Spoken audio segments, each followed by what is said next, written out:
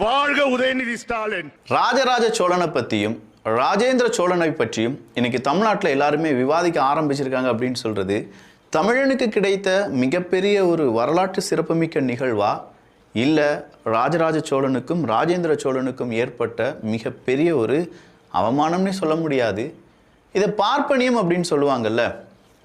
அப்பாவுக்கு பிறகு மகனுக்கு பின்னாடி பேரன். என்னடா இது, இந்த ஒரு வம்சத்தில் பிறந்ததாக தான் ஆட்சி செய்ய முடியுமா, அப்போ வேறு வம்சத்தை சார்ந்தவங்களாம் ஆட்சியை செய்ய முடியாதா அப்படின்னு சொல்லி தான் நம்ம கேட்போம். இதை தானே பார்ப்பனியம் அப்படின்னு சொல்லுவோம். இதை யார் சொல்லுவாங்க? குறிப்பாக திமுக காரங்க சொல்லுவாங்க. திமுக கூட கூட்டணி வச்சிருக்கக்கூடிய விசிகா சொல்லுவாங்க.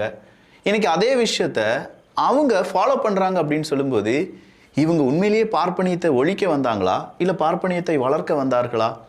அதுவா இதுவா, அம்புட்டா இம்புட்டா?